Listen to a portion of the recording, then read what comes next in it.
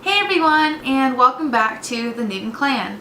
So the other day I actually had an idea. I was reading Rebel Spring, which is the second book in the Fallen Kingdoms series, and I thought, why not do a video on my opinions of a first book in a series versus either its second book or the sequel, depending on how long the series is. So I decided today to make a video about 6 different book/series, sequels, however you want to call them, about how I felt and which one I preferred, the first or the second. So let's get into it. P.S. I'm not going to try and spoil any of these books for you, but to kind of, if I'm going to explain and tell why I preferred one over the other, I may end up talking a little bit about the plot or some of the characters or what happens. So just a heads up, this is kind of my pre-warning spoiler alert. I'm not trying to, but it may happen, so just be aware. So let's now really get into this video. So the first books I'm going to be talking about are The Hunger Games and Catching Fire. Now this is obviously a trilogy, so these are the first 2 books in this series. And out of the 2, Catching Fire was my favorite. I loved the arena that they were in for this book. I loved the whole idea of them going back. I loved the introduction of some new characters. Actually, one of the newer characters was my favorite in the entire series. So I personally really enjoyed Catching Fire, and out of the movies, Catching Fire I think was also my favorite. So Catching Fire wins this group.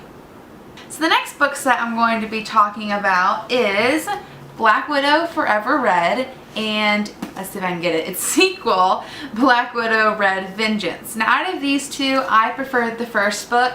I loved how you meet the characters, and then how the characters themselves meet each other, and I love the relationships that are formed in this book. And in this book it really focuses more on Natasha, who's the Black Widow, and a little girl named Ava. And so in this book it's really the simplicity of it I loved. It's just focusing on them.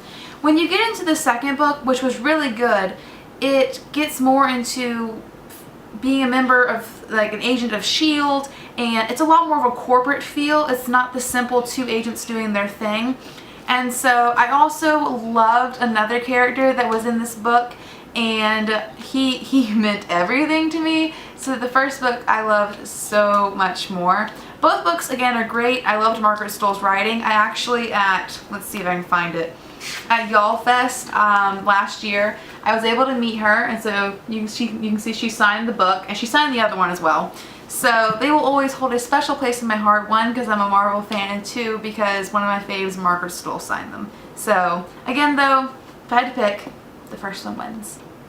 So next on my list is The Selection and The Elite. Now this is a 5-book series, so again these are just the first 2. And out of these 2, I liked The Elite better. Again, it's the progression of those characters. I loved how the girls specifically, you got to find out more about them, and they really grew, I guess, as a family more. And obviously, because it's getting down to the last few girls, the tension really builds. It's a lot more personal with the characters that are left. And again, I loved the guy. Prince Maxim was amazing, but I loved being able to go in with these characters and delve more into really who they were, and that was a lot of fun. And there's also a lot of the girls, they change, and there's a lot of progression in that regard, so I really did like that as well. So out of these 2, the second book was the home run. So the next books I'm going to be talking about are also a trilogy, and that is the Shadow and Bone trilogy, which is Shadow and Bone and Siege and Storm. These are the old covers, and then these are the new covers. So out of these 2, I loved the second one better, Siege and Storm. I liked the relationships by this point. I liked how the story had progressed. And again, it's always that introduction of that one character. That one character always means everything to me. And so I loved this new character that we got to meet. He just was amazing. I'm trying to think. He kind of reminds me of like a mix between Percy Jackson and Leo Valdez from Heroes of Olympus, and I feel like that's like the perfect combination. But he was spectacular, and that really made the book for me.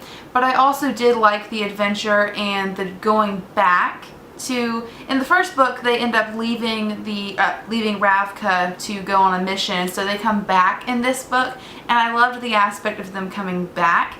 But then also the main character Elena, gets more into her character and becomes more who she's meant to be for her people. And so I really liked the progression that all the characters had. Now in the first book it was a little bit simpler, so I definitely preferred the second book, which were both great, but the second one really made it for me.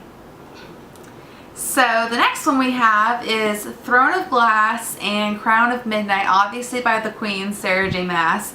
And so actually out of these two, I preferred Throne of Glass better. I actually hear a lot of people really liked Crown of Midnight, and again, it was a great book. I really don't have any problems with the book. I just really liked Throne of Glass better.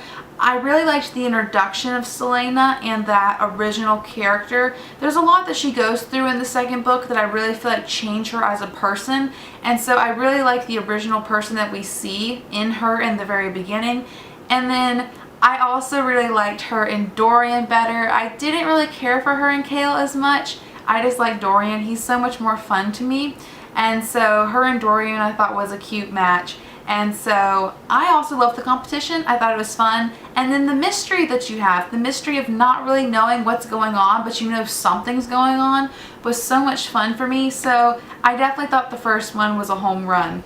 But I'm definitely going to have to do like a favorite book in series video, because I just finished Heir of Fire and let me tell you, that book was amazing. So we're going to have to do a little, I'm going to have to do something just for that book, because Sarah J. Maas knows how to get you just like in the heart. So, but out of the two that we're talking about today, Throne of Glass is definitely the winner.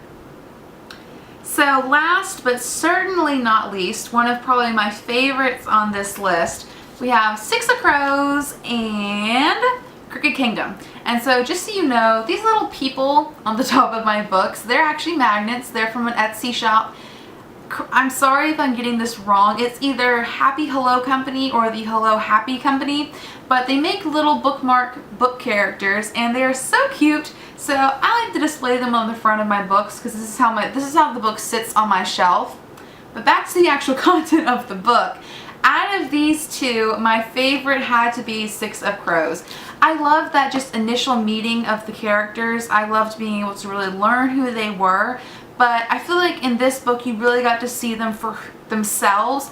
In the second book, I love the relationships that progress, but I really liked being able to understand the characters as a person, as a whole, as themselves first. And I also just loved the mission that went on in this book. The second book takes a slightly different turn. It's a lot more anarchy and chaos within the city of Ketterdam, which I love Ketterdam.